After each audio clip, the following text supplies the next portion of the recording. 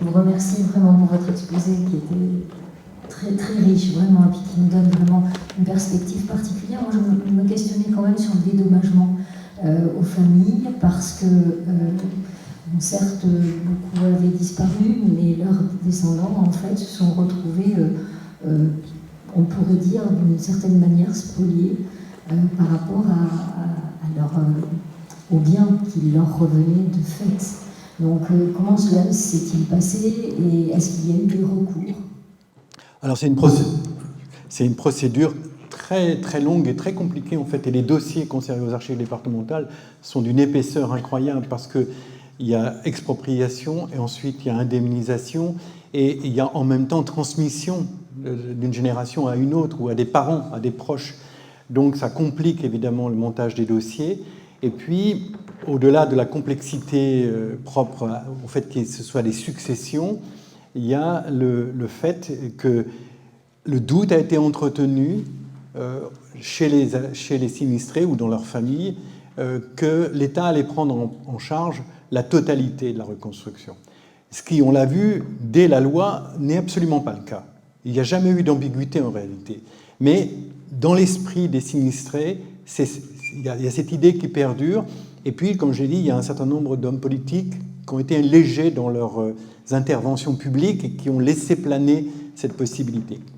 Donc, il y a eu beaucoup de recours, parce que les gens se sont retrouvés avec des indemnités qui ne couvraient pas la totalité de la construction qu'ils avaient faite, même s'ils n'avaient pas fait faire à cette occasion des agrandissements ou des aménagements particuliers. Donc, il y avait de l'ordre de 15 à 20% qui restaient à payer. Il y a eu des recours, et ça a duré plusieurs années. Donc, c'est ce qu'on appelle la soulte qu'il y avait à payer, donc cet écart entre l'indemnité et la somme réelle de reconstruction. Des solutions ont été recherchées, et notamment, on a fait bénéficier à Oradour-sur-Glane une procédure qui permet un abattement sur le coût des maisons, donc une baisse de leur coût réel, dans le cadre d'une procédure qui normalement est réservée aux immeubles qui font l'objet d'une expérimentation. Or, à Oradour, il n'y a eu aucune expérimentation. Donc on a fait bénéficier aux habitants de cette procédure qui a déjà un petit peu réduit leurs dettes. Ensuite, l'État a cherché, alors ça a été conflictuel, mais l'État a cherché, il y a des courriers qui le prouvent, à trouver des solutions pour diminuer cette dette.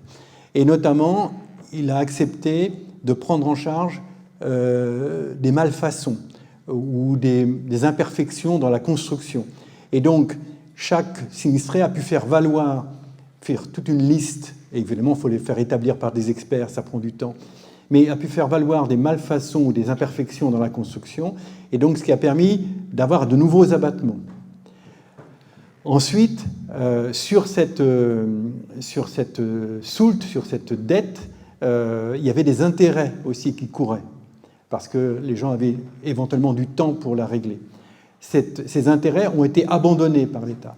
Donc, il y a eu comme ça toute une succession, mais parce que les habitants se battaient, parce que les habitants revendiquaient. Certains ont payé et puis se sont débarrassés du problème, mais il y avait un certain nombre d'habitants ou d'ayants droit qui refusaient par principe. Et donc, finalement, abattement après abattement, le reste à payer a été faible, voire inexistant. Mais ça a été un vrai problème qui a amplifié le ressentiment légitime des habitants face aux résultats du procès et ensuite à la procédure d'amnistie. Moi, je ne suis pas concerné, mais ça me semble absolument aberrant, véritablement aberrant. Donc on comprend que l'association ait décidé de couper les ponts avec les autorités de l'État. De toute façon, dans tous les chantiers de reconstruction en France, il y a ce genre de problème, il y a ce genre de revendication, cette volonté finalement, ce qui est compréhensible, de payer le moins possible, que les dédommagements, que les dommages de guerre puissent couvrir la totalité de la reconstruction. Donc c'est pas spécifique à Oradour, mais c'est particulièrement douloureux à Oradour à cause de la violence de l'événement initial. Bonjour. Juste une petite question. Quand le chantier a-t-il été terminé complètement? Quand est-ce que tout a été installé et que, par exemple, les baraquements... C'est difficile de donner une idée d'achèvement parce que, en fait, les premiers habitants commencent à s'installer en 49. Les derniers chantiers, en fait, se terminent vers 52, 53, mais les bâtiments publics sont là, à ce moment-là, encore en chantier. Et après qu'ils aient été terminés, il y a encore un bâtiment public qui a été le dernier, c'est pas l'église en réalité qui a été la dernière, c'est la salle des fêtes. C'est pas étonnant que la salle des fêtes soit le dernier bâtiment que l'on choisisse de reconstruire. Les habitants ou leurs ayants droit n'avaient pas forcément envie de faire la fête, justement. Donc, au départ, c'est le foyer rural, puis qui est transformé en salle des fêtes. Et si je me souviens bien, la salle des fêtes, elle est terminée vers 62. Donc, vous voyez, ça mène encore un peu plus loin. Généralement, on considère que la reconstruction en France s'achève en 1958.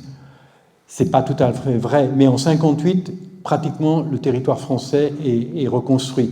Et pourquoi on retient cette date? Parce qu'en 58, le ministère de la Reconstruction et de l'Urbanisme change de nom et devient le ministère de la Construction. Donc les priorités changent. La priorité n'est plus la reconstruction, même si elle n'est pas complètement terminée. La priorité devient celle de construire des logements sociaux pour le plus grand nombre, et on va se lancer dans la politique dite des grands ensembles, enfin, qui a déjà commencé d'ailleurs. Donc généralement on retient 58. Mais en dehors d'Oradour, il y a des reconstructions qui durent largement au-delà de 58. À Royan, le dernier bâtiment qu'on reconstruit est terminé en 65. Donc c'est nettement plus tard. Et en Europe, parfois c'est encore plus tard. La reconstruction de la ville de Dresde en Allemagne s'est terminée au début des années 2000. Aujourd'hui, quand on arrive à Oradour-sur-Glane, on a, même par beau temps, on a une impression de grisaille un peu. Même cette église donne une impression de raideur, la mairie aussi, ça surprend. Moi, je n'avais pas de limousin, donc je suis venue à Oradour plusieurs fois, et à chaque fois, je suis surpris par cette grisaille, cette raideur, et j'aurais voulu savoir comment ça évoluait urbanistiquement aujourd'hui. Alors, cette impression de grisaille, elle est réelle, parce que la plupart des maisons sont couvertes d'un enduit qui a une teinte grise. Enfin, il y aurait certainement une étude à faire sur la coloration de ces enduits, mais je ne suis pas sûr qu'on ait les moyens de faire ce genre d'études. Et ce n'est pas spécifique à Oradour. C'est vraiment... Quand on a un tout petit peu l'habitude de s'intéresser à cette architecture de la reconstruction, quand on passe dans une ville qui a été détruite, ils se disent « Ah, tiens, là, il y a des bombes qui sont tombées ». On repère assez facilement cette architecture parce qu'elle est... Alors, vous avez dit laide, j'emploierai pas ce terme en tant qu'historien d'art, je ne peux pas utiliser... De raideur, ah oui, j'avais entendu laideur. Mais il y a une austérité, oui, il y a une austérité qui est celle de la reconstruction. C'est à peu près le cas partout en France. Dans certaines grandes villes, il y a un soin peut-être un peu plus important accordé, peut-être pas aussi parce que la population était plus riche avant les destructions. Parce que, puisqu'on reconstruit sur la base de l'indemnité des dommages de guerre, on reconstruit au niveau qui était celui déjà de l'ancienne ville. Donc il y a des villes qui étaient plus riches, et des villes comme Royan, où c'était des résidences secondaires essentiellement, avec des familles qui avaient des moyens. Donc la reconstruction de Royan a un autre aspect, et en plus, on est dans une station balnéaire, donc c'est un endroit de fête, c'est un endroit de vacances, ce qui n'est pas le cas d'Oradour. Donc Oradour subit, je dirais, le poids commun, le trait commun de la reconstruction, et subit aussi cette retenue, peut-être, cette retenue qui est due au fait qu'on a le village martyr juste à côté, et se souvenir de ce moment particulièrement douloureux. Après, au niveau de l'entretien, je ne suis pas architecte, mais le sentiment que j'ai, moi, quand je me promène dans Oradour, c'est plutôt d'un bâti, donc ça fait à peu près 80 ans, 70-80 ans que ce bâtiment existe, plutôt en bon état. Quand je regarde les huisseries, les fenêtres, qui sont toujours d'origine, pour la plupart, en bois, ça n'a pas bougé. Donc je vois là un travail d'artisan de qualité. Ce n'est pas forcément toujours le cas dans toutes les reconstructions. Il y a eu un travail bien fait, avec peu de moyens et dans une certaine austérité, mais un travail plutôt bien fait, visiblement. Et ça mériterait d'être approfondi, bien sûr. Oui, bonjour. Bonjour. Est-ce que vous avez trouvé quelque chose sur l'attachement pour le village, pour le nouveau village? C'est-à-dire, est-ce qu'il y a eu un transfert, on va dire, d'attachement de l'ancien au nouveau village, ou est-ce qu'il y a vraiment une coupure nette? Alors, ce n'est pas du tout une étude que j'ai faite, ça ne rentre pas dans le cadre de ce que j'ai à faire, c'est une question extrêmement intéressante. L'hypothèse que j'émettrais, c'est celle d'une difficulté d'identification dans le nouveau village. Vous parlez d'un transfert, étant donné que les nouveaux habitants, ce n'est pas les anciens, puisque les anciens sont morts. Donc cette coupure, je pense qu'elle existe vraiment. Et d'une manière générale, cette question du transfert, dans toute la reconstruction, elle ne s'est pas faite. Les gens ne se sont pas identifiés véritablement à leur nouvelle ville, à leur nouveau bâtiment. Maintenant, pratiquement tout le monde est décédé, mais je me souviens, lors de commémorations du 50e ou du 60e anniversaire de la Libération, on parle souvent des combats, on ne parle pas beaucoup des reconstructions, mais il y a eu des réunions publiques, il y a eu des reportages faits sur ces réunions publiques, et ceux qui avaient vécu cette période étaient souvent en larmes à évoquer non seulement la destruction, mais le fait de ne pas avoir retrouvé le village d'origine. Les reconstructions à l'identique, où on refait tel que c'était, il n'y en a pas eu en France. Il y en a eu quelques-unes à l'étranger, le centre-ville de Varsovie, Leningrad, où là, on a pris les photos, on a pris les dessins, et on a reconstruit tel que c'était. Après la guerre de 14, à Arras, Pierre Paquet, justement, reconstruit vraiment tel que c'était. Prenez les photos anciennes de la place d'Arras ou de l'hôtel de ville, et c'est pratiquement la même chose que vous voyez aujourd'hui. Mais pas après la Seconde Guerre mondiale. Donc, cette appropriation, elle a dû certainement être difficile, voire inexistante. C'est une hypothèse. Je ne vais pas poser une question, mais juste apporter peut-être deux précisions.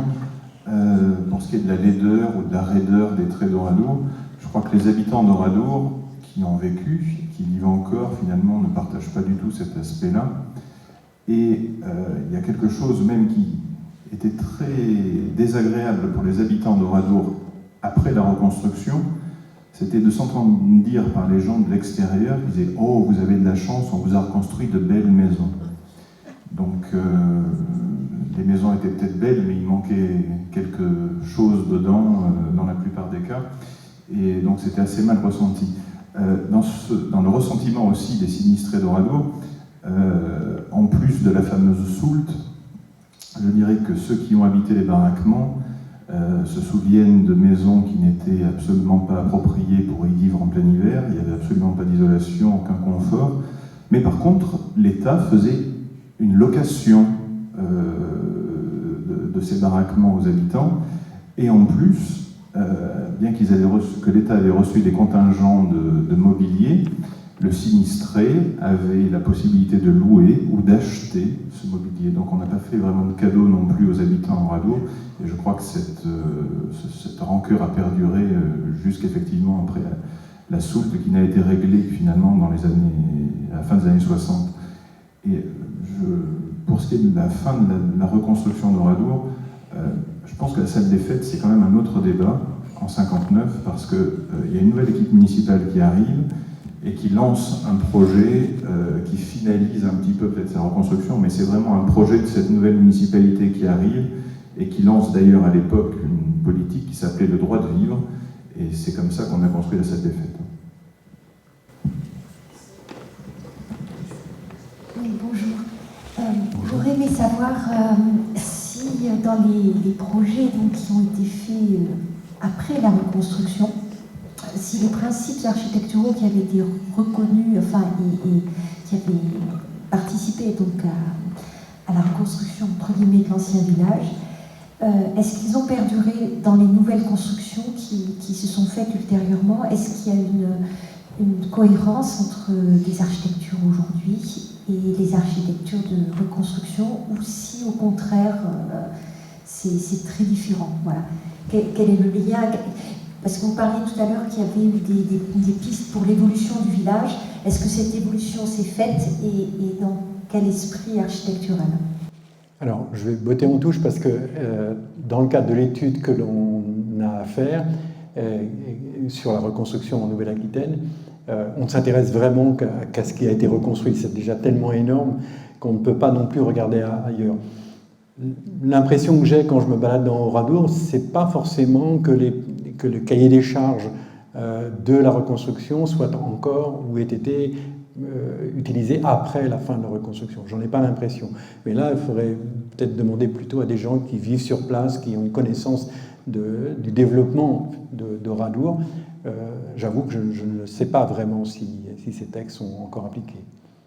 Je ne pense pas, mais là encore, c'est une hypothèse. Je vous remercie. Je vous en prie. Oui, je veux bien abonder dans le sens que vous indiquez. Il n'y a pas eu, lorsque nous avons initié des lotissements, nous n'avons pas du tout tenu compte des cahiers des charges qui avaient prévalu pour la reconstruction. Et donc c'est tout à fait, effectivement, il y a une liberté totale pour ce qui concerne donc les nouvelles constructions. C'est ce qui s'est passé pendant les différents mandats.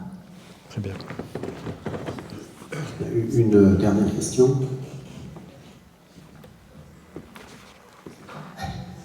Merci beaucoup pour la conférence. Vous avez parlé des restitutions, des gabarits, des volumes, des superficies entre l'ancien et le nouvel Oradour. Je voulais savoir si ça avait été le cas aussi pour les aménagements intérieurs et quels étaient les aménagements types et quelles étaient les modernisations amenées dans les années 50. Merci. Pour le moment, dans les archives que j'ai pu consulter, je n'ai trouvé aucune indication concernant les aménagements intérieurs. Donc, les cuisines étaient livrées sans équipement particulier, sauf un évier, une paillasse, l'adduction d'eau qui était une modernité vraiment pour la plupart des gens, mais j'ai trouvé aucune indication. Donc, sur les aménagements intérieurs, je pense que chacun a fait avec ses moyens et selon ses propres goûts. Et l'indemnité finale que touchait tout sinistré comprenait non seulement l'indemnité immobilière, mais l'indemnité mobilière aussi pour les biens qu'ils avaient, qui étaient dedans, le mobilier, les objets qu'ils avaient perdus. Je crois qu'on va applaudir notre intervenant. Merci à vous.